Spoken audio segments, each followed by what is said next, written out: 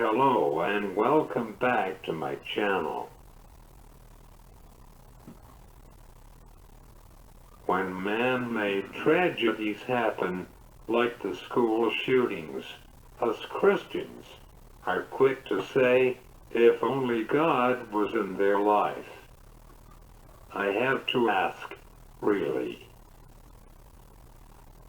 I say it a bit sarcastically, not because I am not a believer, but because the church needs to remember what Jesus says in Matthew 3:7.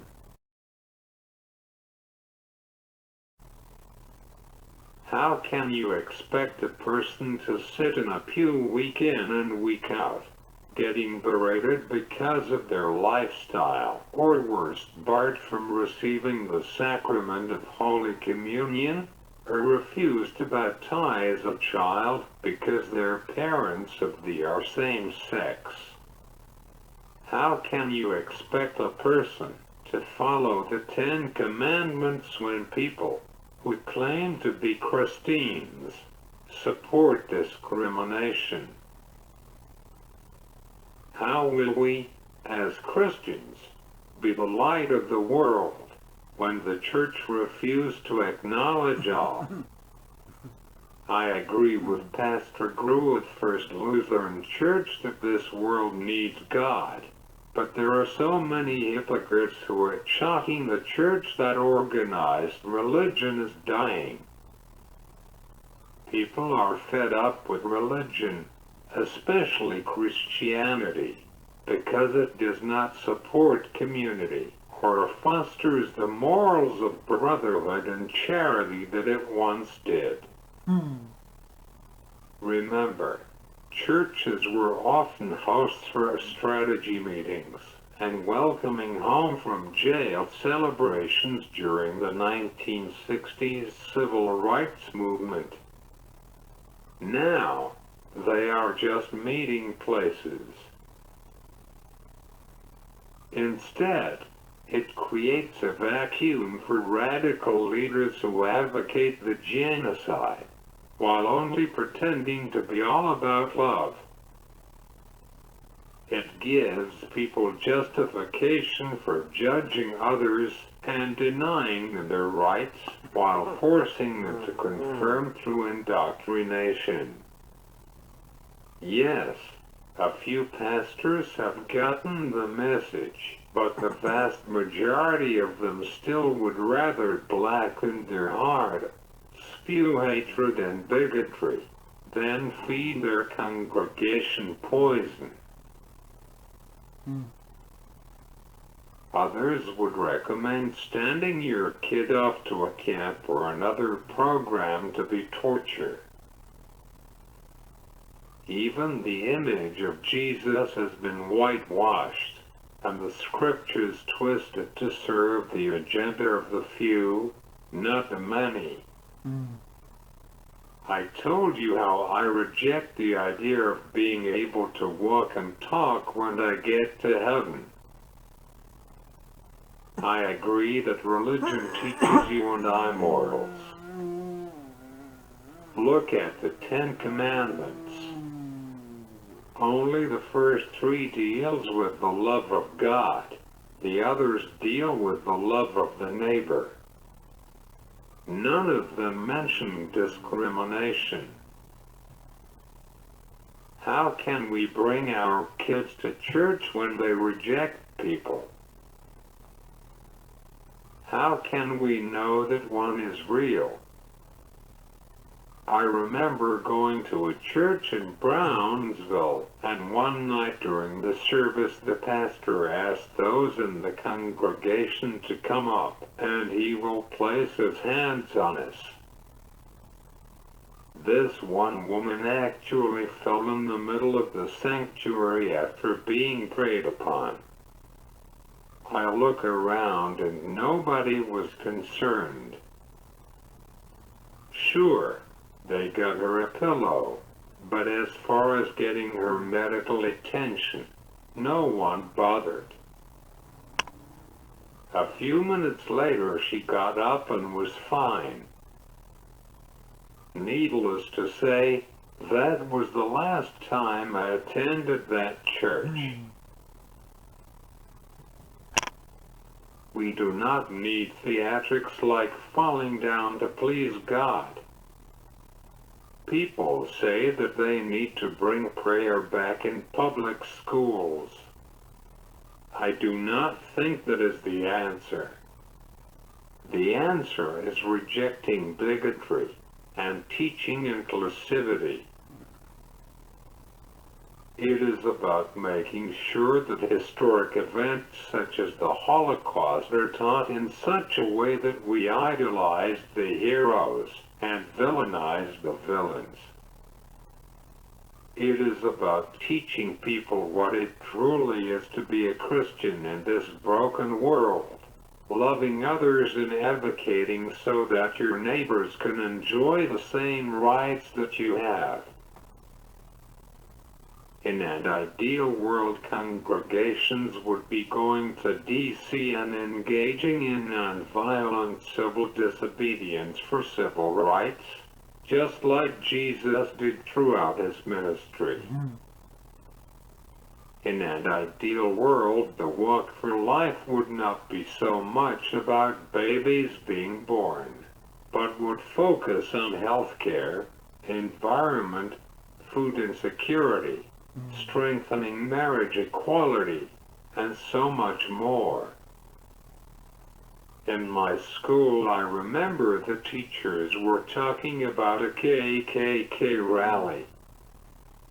Yay, the teachers were talking positively about the KKK, which disgusts me. No decent human should prize white supremacy groups or use the N-word unless the person is truly dirty.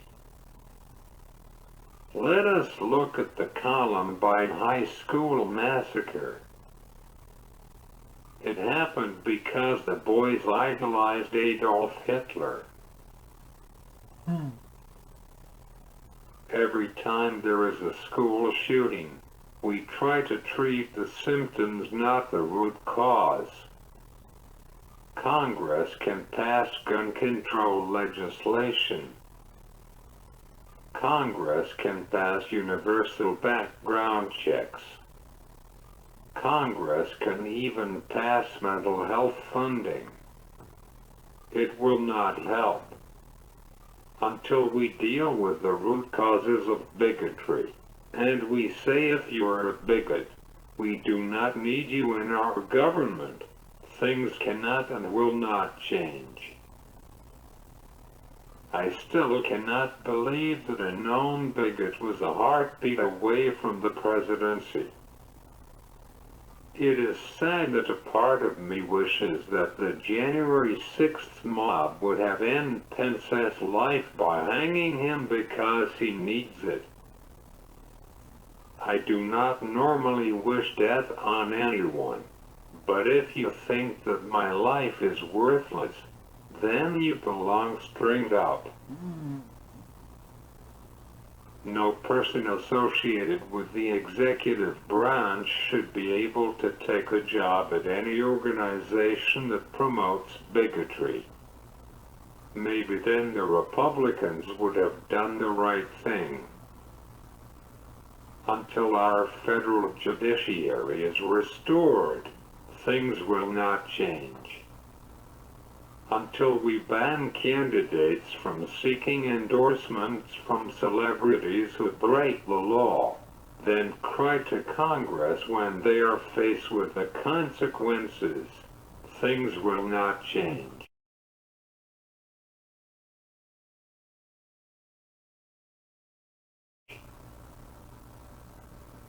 Until we restore the respect for our flag by respecting the sanctity of all life, not just a few, things will not change. It will only get worse. Dealing with school shootings and other mass killings does not begin with taking away a person's gun.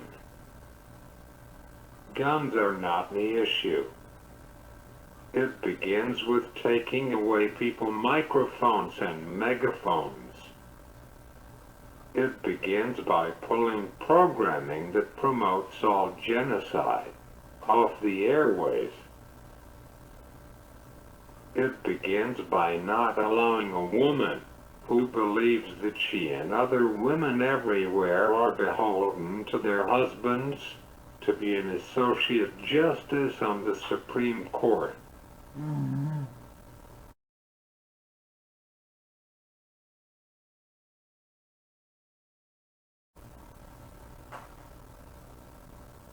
Amy Coney Barrett must resign now. I am all for free speech. In fact, free speech is one of the cornerstones of our democracy. But when you are saying murder people who are different, then you are at fault, just like the shooter that murdered 19 innocent victims. It is about shutting down those who have hate in their heart and want to spread it far and wide. It is about dealing with the causes of why people do what they do.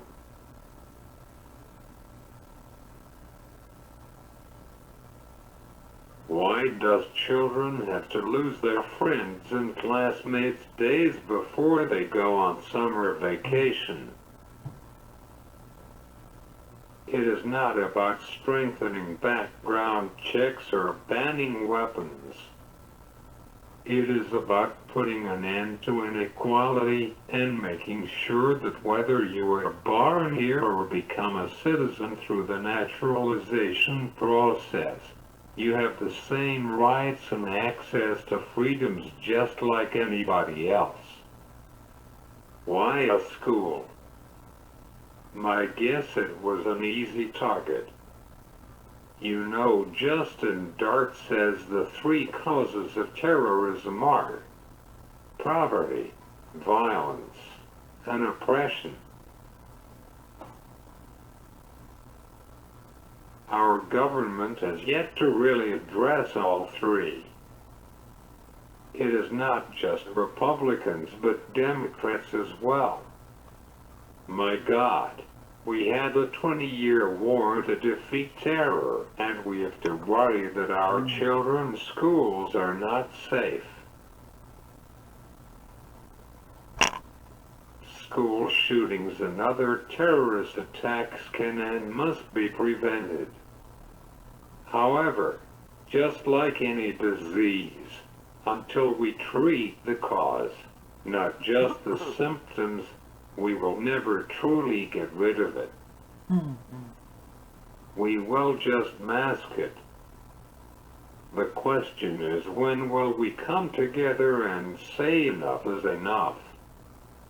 When will we say if you support bigotry, you should not be allowed to hold public office? How many children, and I mean real children, not embryos, have to die before our government does the right thing?